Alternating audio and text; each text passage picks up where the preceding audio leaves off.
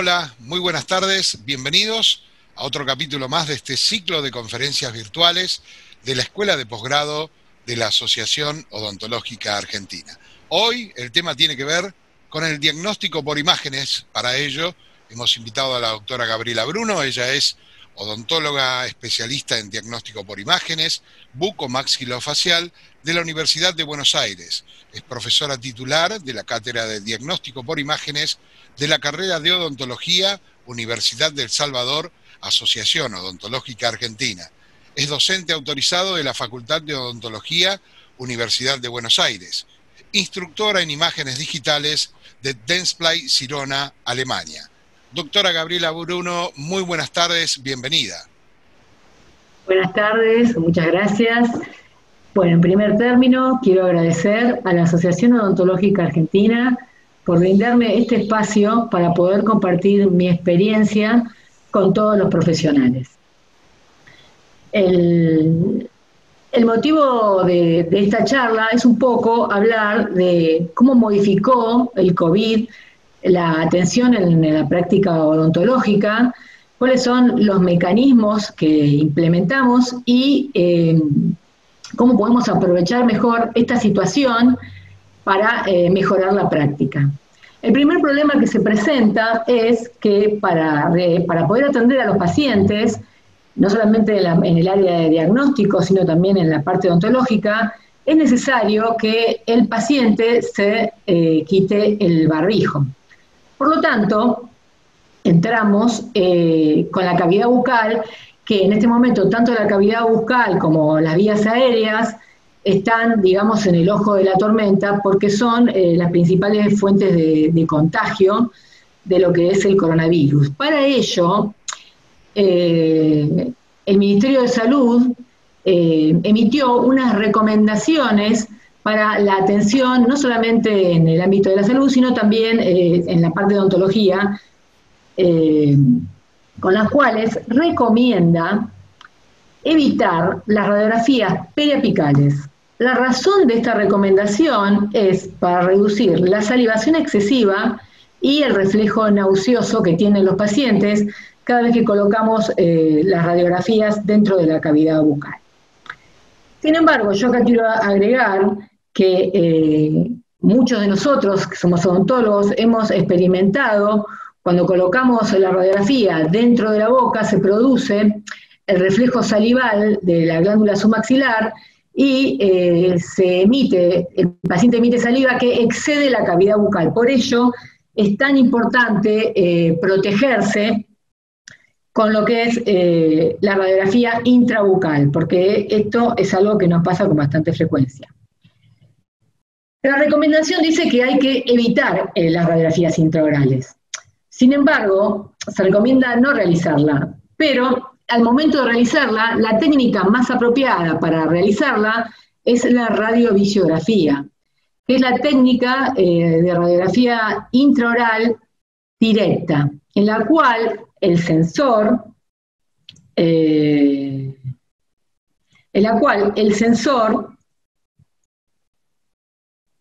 se coloca dentro de la cavidad bucal y tiene un cable que se conecta al ordenador, por lo cual la manipulación que tenemos es mínima. Si el paciente realiza el sostenimiento digital, se debe colocar un protector de barrera en el dedo para evitar el contacto del dedo con la saliva, o puede ser una manopla. Y si en el caso de utilizar posicionador, se recomienda que sea un posicionador autoclavable. Lo mejor es utilizar el posicionador, ¿por qué? Porque evita la repetición de la radiografía y además se tiene máxima precisión en la toma radiográfica. Entonces, al momento de realizarlo, lo recomendable es utilizar un radiovisiografía porque hay menor manipulación y mayor precisión y exactitud en la toma de la radiografía. En caso de realizar las placas de fósforo, también se pueden realizar, sin embargo, tiene un procedimiento adicional que es el escaneado de la película y hay que eliminar la envoltura plástica, por lo cual se recomienda tener especial cuidado en la decontaminación del paquetillo y en el desecho también de los guantes para luego el traslado al escáner.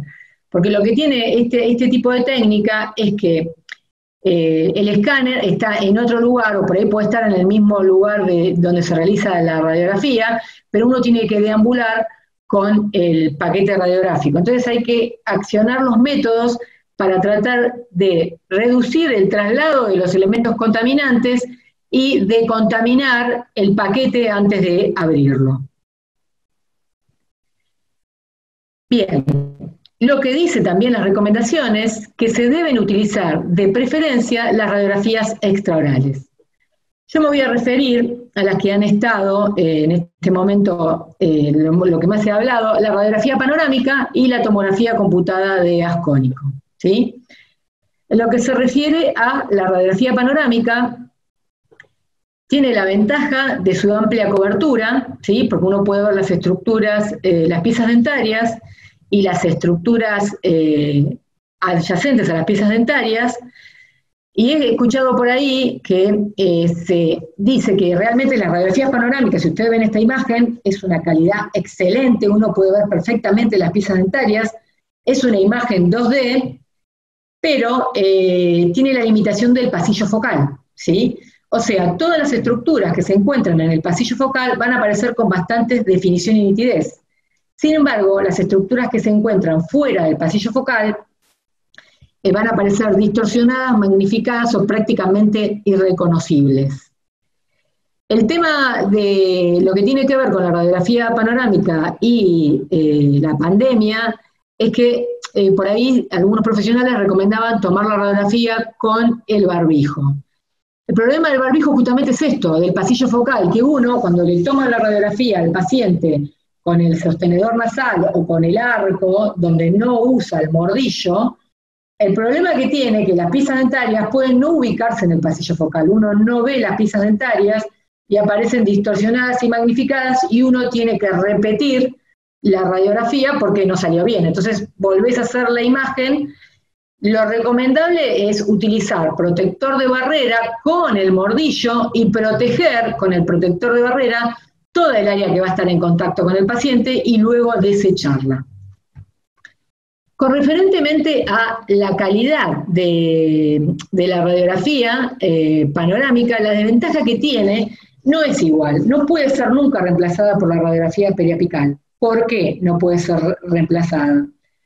Porque la radiografía panorámica es una imagen que se obtiene en movimiento, por lo tanto tiene flow o borrosidad que hace que no tenga el detalle de la radiografía periapical. Además tiene magnificación. La magnificación es debida a que la distancia foco-objeto no es igual en todos los puntos. Luego tiene distorsión geométrica y de proyección. ¿Por qué? Porque la radiografía panorámica, la angulación del rayo central es negativa, es decir, va de abajo hacia arriba. Y tiene distorsión por la proyección, la angulación horizontal, por ejemplo, tiene superposición en el área de premolares. Todas las imágenes tienen superposición en el área de premolares. Después tiene la morfología del paciente. El pasillo focal es igual en todos los equipos, o sea, tiene un enfoque invariable y hay que adaptar al paciente al pasillo focal. Entonces los pacientes tienen diferente morfología y el pasillo focal es siempre el mismo. Y también está altamente influenciada por la posición del paciente dentro del equipo, ¿sí? Entonces, de acuerdo a la posición del paciente, va a ser la imagen en la radiografía panorámica. Bien, panorámica versus periapical. Como les dije, la radiografía panorámica tiene flow o borrosidad, tiene magnificación y tiene distorsión. En esta imagen nosotros lo que observamos es una radiografía panorámica en la cual en la pieza 21 se puede observar que está retenida por una imagen patológica que encontramos aquí, que se ve que tiene una radiopacidad mixta, y observen lo que pasa cuando nosotros tomamos una periapical de la zona, ¿sí? Observen la nitidez y la resolución que tiene esta imagen periapical, compárenla con esta radiografía panorámica, que si tenemos que criticar esta radiografía de técnica, no hay de técnica está bien tomada. ¿Por qué? Porque el plano oclusal dibuja una ligera sonrisa, los cóndilos se ubican a los lados de la imagen en el tercio superior, el ancho mesiodistal de los molares es igual a ambos lados de la línea media. Sin embargo, cuando lo comparamos con esta preapical, podemos ver claramente que tiene muchísima mejor resolución y nitidez. Por lo cual, esto de reemplazar la radiografía panorámica por la periapical está es perfectamente erróneo, y está bien documentado que desde el punto de vista de resolución, calidad y nitidez, la periapical es superior. Si bien la panorámica es un excelente método y se ha modernizado, por todas estas cuestiones de principios físicos de proyección de imágenes, nunca va a reemplazar a la radiografía periapical. Bien, entonces, ¿cuál es el interrogante que tenemos hoy? Tenemos que descubrir, todos cambios traen nuevas oportunidades y hacen que nosotros podamos descubrir nuevas herramientas para mejorar la práctica, ¿sí? Porque en realidad de eso se trata, de mejorar la práctica radiológica y hacer un mejor diagnóstico a nuestros pacientes. Y el interrogante es: ¿cambiar las periapicales por las imágenes volumétricas en los centros radiológicos? Bien, los centros radiológicos están mejor equipados, tienen tecnologías de vanguardias. En la actualidad todos los centros tienen tomografías con las cuales podemos realizar imágenes volumétricas con la misma área que una periapical, ¿sí? Imágenes de 4 centímetros o de 5, depende de los diferentes centros radiológicos o los equipos. El FOV o el área de exploración es reducida, entonces uno puede irradiar solamente el área de interés. Entonces acá puse una periapical. Este es un equipo de tomografía, ¿sí? Que es exactamente igual a un equipo panorámico, y puedo obtener el volumen del área, ¿no? No solamente una imagen bidimensional, sino una imagen tridimensional. Y esta es una excelente oportunidad para introducirse en la nueva tecnología y aprovechar esta herramienta para hacer un mejor diagnóstico y un mejor tratamiento de nuestros pacientes. Entonces, ¿por qué la tomografía es mejor que la periapical al momento de diagnosticar?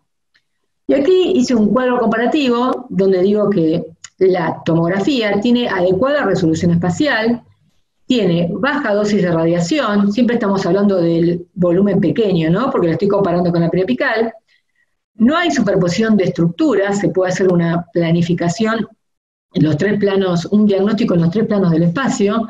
La información que se obtiene es tridimensional de las estructuras y tiene excelente información de tejido óseo, tal es así que ya hay múltiples especialidades médicas que están empezando a utilizar la tomografía de Combin por la excelente resolución que tiene ósea, en lo que es osteoarticular. La radiografía periapical tiene visualización en sentido mesiodistal, no se ven las caras libres, hay superposición de estructura porque es una imagen bidimensional de una estructura tridimensional, no visualiza las caras libres y tiene distorsión geométrica y anatómica. ¿Por qué? Porque todos saben que las imágenes pueden salir acortadas y alargadas, y todo esto tiene que ver con el ángulo de proyección de la imagen, con la angulación del rayo central. Bien, ¿y qué es lo que vemos cuando nosotros observamos imágenes radiográficas? Hallazgos. Los hallazgos radiográficos, que los podemos clasificar en los hallazgos generales de la imagen, los hallazgos radiológicos específicos o pertinentes a la indicación que motivó la tomografía, y los hallazgos incidentales, que son hallazgos que encontramos que nada tienen que ver. Los hallazgos generales son los que tienen que ver con el número de piezas dentarias presentes y ausentes, con lo que es carios, con lo que es caries, enfermedad periodontal, todo lo que tiene que ver con la parte odontológica. Los hallazgos radiológicos específicos o pertinentes a la indicación que motivó la tomografía, que con qué tiene que ver, pueden tener con un quiste, con una pieza supernumeraria. Y los hallazgos incidentales, que son hallazgos que se encuentran en el volumen, que a veces cambian radicalmente el motivo de la consulta y requieren que se atiendan primero al hallazgo incidental y luego a lo que motivó. Por ejemplo, en el caso de la implantología, muchas veces cuando realizamos estudios para implantología nos encontramos con quistes con lesiones óseas que requieren atención previa a la colocación de los implantes.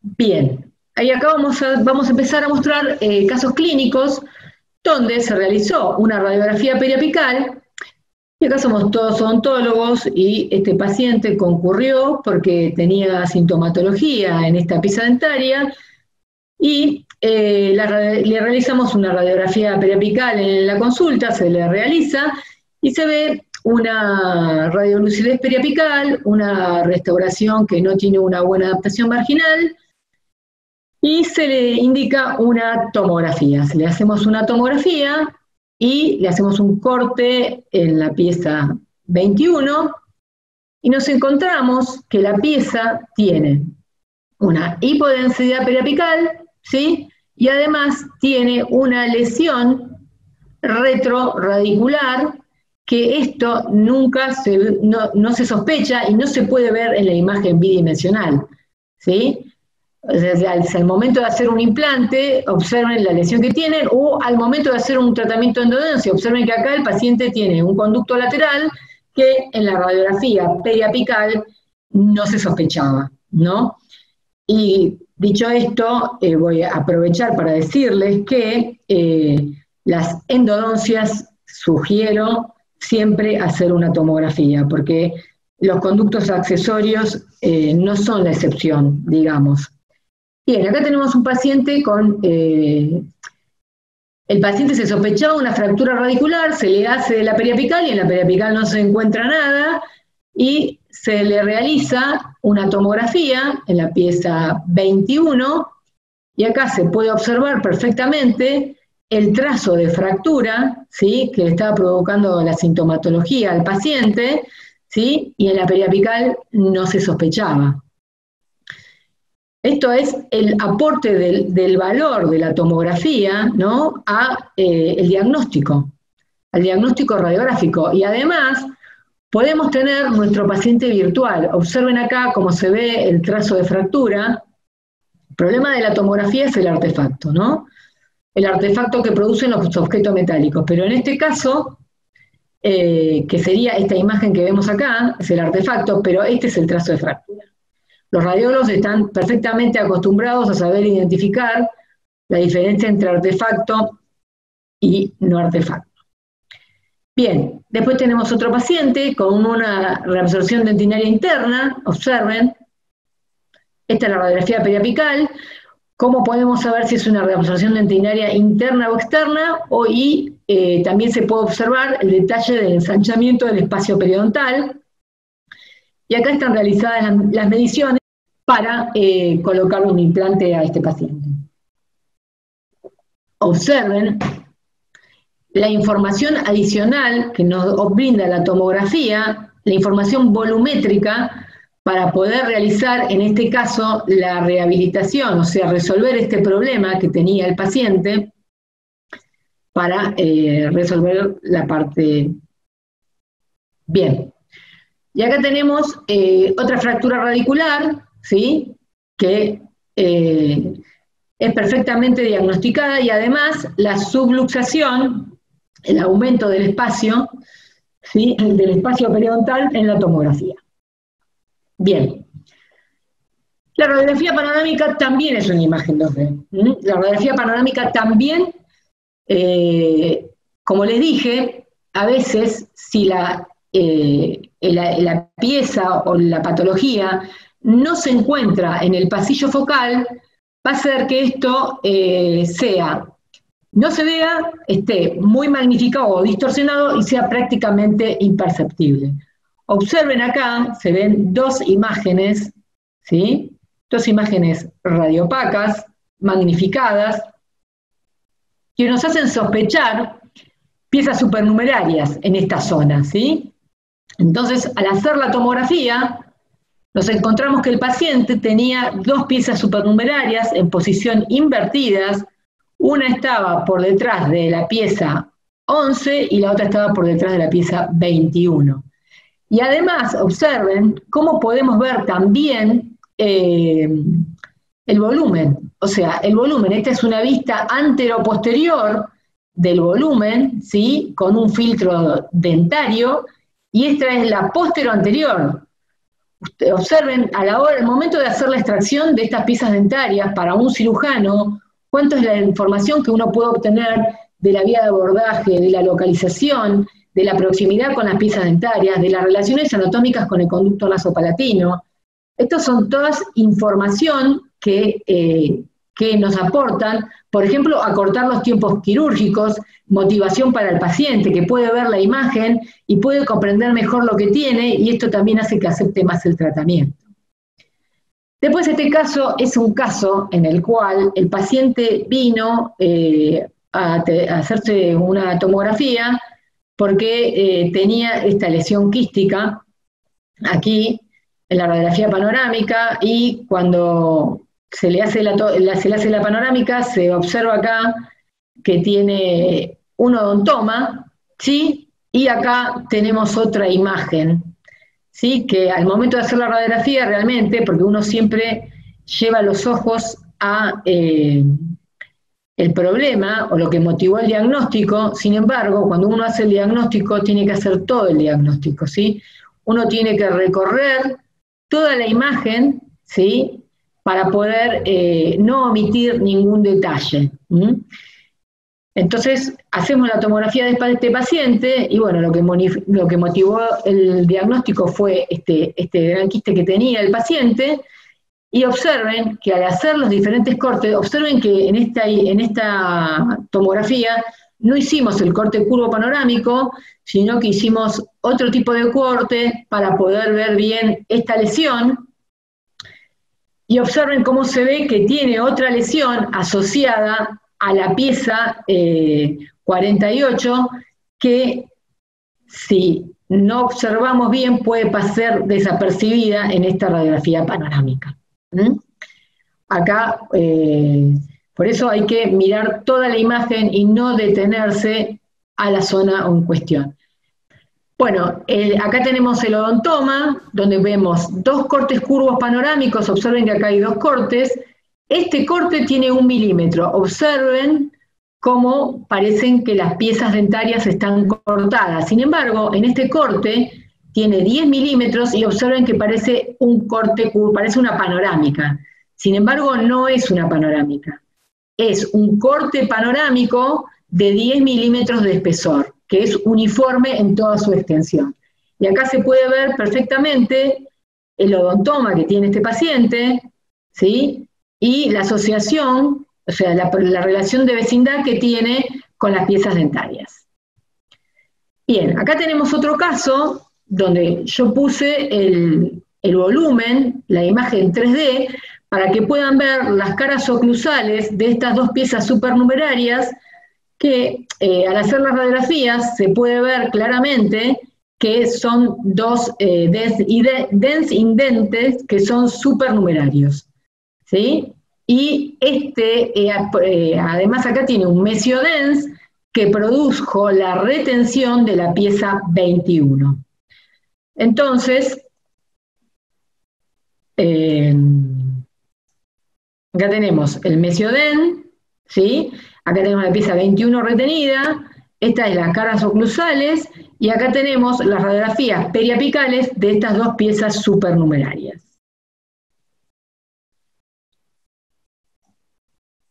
Bien, y acá tenemos el corte tomográfico de este paciente, donde se puede ver. Yo después con este paciente voy a mostrar un software de reconstrucción. Acá tenemos el mesiodens y acá tenemos la pieza. Observen la calidad de detalle, ¿no?, y toda la información adicional que se puede obtener de la tomografía con baja dosis de radiación. Entonces, en la actualidad tenemos la tomografía, ¿sí?, y tradicionalmente esas imágenes las utilizábamos para hacer diagnóstico.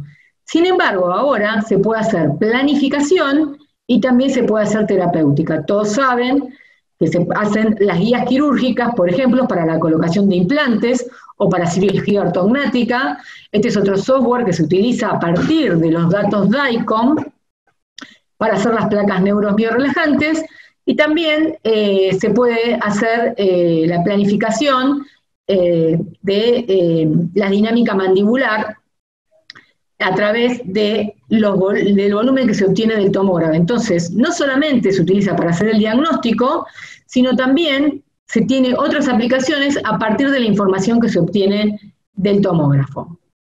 Y ahora lo que les voy a mostrar que hay que amigarse con el paciente virtual, ¿sí? ¿Y qué quiere decir esto? Les voy a mostrar una tomografía para que ustedes puedan ver todo lo que pueden hacer a partir de la tomografía. Por ejemplo, en este caso, esta paciente tenía los dos caninos retenidos. Yo puedo recorrer visualmente, este sería mi paciente virtual, y el concepto de paciente virtual, ¿qué quiero decir con lo que paciente virtual? Yo puedo tener mi paciente en el ordenador sin tener al paciente y ver todas las estructuras y visualizarlas en el plano que yo quiera. Por ejemplo, ahora voy a hacer un corte paralelo al eje largo de la pieza 13, ¿ven? Entonces yo acá tengo, este es el canino, ¿sí? Esto que ven acá es el incisivo central, este sería el 13, este es el 11, y esto que ven acá es esta porción del 21. Entonces yo tengo un diagnóstico dinámico de esta pieza y lo puedo hacer en cualquier plano del espacio, ¿eh? Puedo ir a la pieza 21, puedo ir también a la pieza 12, a la pieza 22, y ahí me deslizo para saber la relación entre la pieza 12 y la pieza 22 y la pieza 23, ¿sí? Además, puedo ver el volumen de mi paciente, ¿sí? Lo puedo ver y lo puedo recorrer, como si fuera un modelo de yeso. Como si fuera un modelo de yeso, pero sin el tejido blando. Estas son las bondades que tiene este sistema, que les digo que vino para quedarse, porque uno puede tener al paciente en forma volumétrica en el ordenador, ¿sí? Uno puede tener al paciente y puede ver al paciente, ¿sí? Esto es para que vean, y lo que hay que hacer, hay que perderle el miedo al mouse, ¿sí? Hay que perderle el miedo a la tridimensionalidad, porque nosotros estamos acostumbrados a hacer diagnóstico estático, sin embargo ahora el diagnóstico es dinámico, ¿sí? Y esta imagen es súper útil, por ejemplo, en ortodoncia, ¿no? Puse este ejemplo. Esto es un FOB mediano, no es un FOB de 4 centímetros que equivaldría a una periapical. Pero puse esto para que sea representativo. Además, yo también lo que puedo hacer es cambiar la orientación de la cabeza del paciente, ¿sí? Por ejemplo, puedo reorientarlo y hacer otro corte curvo panorámico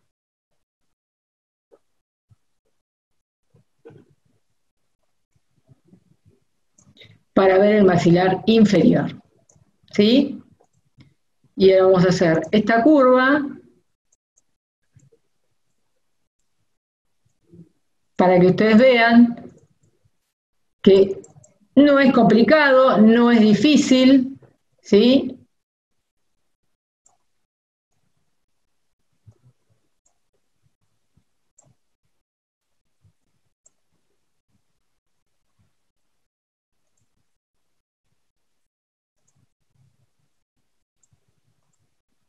Solamente hay que saber, y acá, si lo queremos ver como si fuera una panorámica, y ahí se ve como si fuera una radiografía panorámica. ¿Sí? Entonces hay que familiarizarse con el paciente virtual. Bien, yo les había dicho que teníamos diagnóstico, teníamos la adquisición, el diagnóstico y la planificación. En este caso, acá vemos una radiografía panorámica y voy a hacer un corte tomográfico de esta pieza dentaria, de la pieza dentaria 4.5, ¿sí? acá vamos a encontrar que este paciente tiene una variante anatómica. Esta sería la imagen que se ve en la panorámica, ¿sí? Y observen cómo la pieza 45 tiene dos conductos radiculares, ¿m? Que en la radiografía panorámica no se ven y en la periapical tampoco. Y acá lo que hice fue una conductometría virtual, ¿sí? Una conductometría virtual de esta pieza para que ustedes vean lo que se puede hacer y uno puede encarar el tratamiento ya sabiendo la dirección que van a tener los conductos. Esta es una de las utilidades que tiene. Y acá tenemos el densing dente, que realicé lo mismo. Acá tenemos la radiografía periapical. Estos son los cortes, observen la morfología y observen las bondades que tienen los diferentes software para que nosotros podamos aplicar a partir de los datos DICOM del equipo, de la información que se obtiene del equipo. Bien. Tomé esta foto porque la gran pregunta de la tomografía es ¿cuál es la dosis? ¿Cuál es la dosis que reciben los pacientes? Hay mucha gente que nos cuestiona en el consultorio, mira, yo realmente no me quiero hacer una radiografía, a mí me ha pasado cuando les tenés que hacer un tratamiento de endodoncia o tenés que hacerle implantología, los pacientes no se quieren sacar radiografía, ni que hablar de una tomografía. Y esto se debe al desconocimiento, no solamente de los pacientes, sino también de los profesionales. Entonces, la pregunta que yo siempre hago es, ¿cuánto es la dosis que recibimos de radiación naturalmente? En este momento, por cuestiones de la pandemia, no estamos saliendo, pero naturalmente nosotros recibimos una dosis de radiación diaria, que es la dosis natural, que equivale entre 6 y 8 microsievert de acuerdo a la zona en que vivamos y a la altura que nos encontremos. Y eso es radiación natural y nadie se cuestiona, nadie deja de salir de la casa porque va a recibir 6 o 8 microsievert diarios porque lo hemos recibido siempre. Y la pregunta es, ¿cuánto es la dosis por una periapical? ¿Cuánto es la dosis por una panorámica? ¿Por una tomografía? Las dosis se calculan por dosis emitida, dosis recibida y dosis absorbida. La dosis absorbida tiene que ver con las estructuras que atraviesa esa dosis. Y se hace un cálculo, y para la periapical, la dosis, esto van a ver que varía entre 10 microsievert a 4,2 microsievert. Y ven que dice 10 microsievert, 4,2 y 7,9. 10 microsievert es la radiación que reciben los pacientes por una periapical convencional. ¿Con qué tiene que ver esto de la periapical convencional? Es la que aprendimos todos, la que aprendí yo, la que procesamos con los líquidos. Después tenemos las de placa de fósforo y tenemos las de radiovisiografía. Las de radiovisiografía son las que menos dosis, que es de 4,2, las de placa de fósforo son 7,9 y esta sería la convencional. Y con la panorámica ocurre exactamente lo mismo. La radiografía panorámica, la dosis para la radiografía convencional, que yo ya creo que no debe haber equipos, o si habrá en el interior del país, es de 26 microsievert. Es la que usamos, la que utilizábamos el chasis, ¿sí? Y procesábamos con los líquidos. La del sistema digital directo, es decir, en la que no se emplea el escáner, aparece la imagen directamente en el ordenador, es de 4,7 microsievert, y la indirecta, es en la cual colocamos en un escáner para que se lea, es de 14,9 microsievert. Bien. Y ahora vamos a hacer la comparación entre la periapical digital, ¿sí? Una seriada, 85 microsievert a 171 microsievert. El tema de la seriada no lo nombré, pero esta es la dosis que recibe un paciente por una seriada. Y los periodoncistas tendrían que plantearse seriamente si realmente les conviene más una seriada, obtener un volumen del paciente en cuanto a lo que es dosis de radiación. Para una panorámica digital directa es de 4,7 a 14,9, y para una tomografía con un FO pequeño, que sería el equivalente a una periapical, ustedes vieron la información adicional que se obtiene con una tomografía de pequeño volumen, es de 84 microsievert. siempre tiene que ver con la terapéutica que vayamos a realizar, ¿no? El diagnóstico radiográfico en base, la dosis en base al beneficio diagnóstico que se obtiene. Y la tomografía computada de FOB grande, 212 microsievert. Esto fue tomado, estas dosis de esta publicación, siempre pongo la referencia, igual la puse acá, la pongo acá por si alguno quiere ir a la consulta y leer los artículos, que realmente es muy interesante porque hacen que nosotros podamos hablarle a los pacientes y decirle realmente cuánto es la dosis. ¿Cuánto es la dosis en ortodoncia? Este es otro artículo también que fue muy interesante, que hace la comparación con la dosis en ortodoncia, porque en ortodoncia, ¿qué pedimos? Pedimos una panorámica, una tele lateral, una tele posterior-anterior, después también podemos pedir oclusales, y las periapicales, si hacemos, por ejemplo, si el paciente tiene canino retenido, pedimos una técnica de Clark, mínimo son 3 radiografías periapicales. Y la tomografía de Combin, este es un estudio que se hizo para ortodoncia, ¿no? Con resolución estándar, la dosis varía de 64,7 a 69,2 microsievert con una exposición de 8,9 segundos, ¿sí? Y si nosotros hacíamos una high definition, la dosis era de 127,3 a 131,3. Piensen en lo que es la dosis por una periapical, la dosis diaria y la dosis por una tomografía con una finalidad diagnóstica. Yo pienso que en un futuro vamos a hacer todos los diagnósticos en 3D. ¿Por qué? Porque es mucha más la información que se obtiene y uno puede también acortar los tiempos en los tratamientos si tiene más información y puede direccionar la fuerza acorde a la morfología y a la resistencia ósea que tenga cada paciente. Y la dosis que recibe no es excesiva. Este es un artículo que encontré donde hace la diferencia entre el adulto y el niño, ¿sí? Ustedes saben que los niños son más radiosensibles, y en este artículo, esto fue un metaanálisis que leí, que siempre lo pongo porque está muy bien hecho y tiene una muy buena fundamentación. Y acá dice que para un adulto con un FOB grande, es decir, el maxilofacial de los FOB, tenemos 3. El FOB dentario, que es el que equivale a una periapical, que es el que usamos en endodoncia, el FOB mediano, que es el que se utiliza en implantología, y el FOB grande, que es el que utilizamos en cirugía maxilofacial, ¿sí? Entonces acá hace la comparación entre los 3 FOB y además hace la comparación entre el adulto y el niño. El FOB grande de 212 microsievert para el adulto y 175 para el niño. El mediano, que es el bimaxilar, que tranquilamente se podría usar en ortodoncia, 176 microsievert para el adulto y 175 para el niño. Y el FOB pequeño, que sería el FOB equivalente a la periapical, digamos, en el área volumétrica, ¿no? En el área, es de 84 microsievert para el adulto y de 103 microsievert para el niño.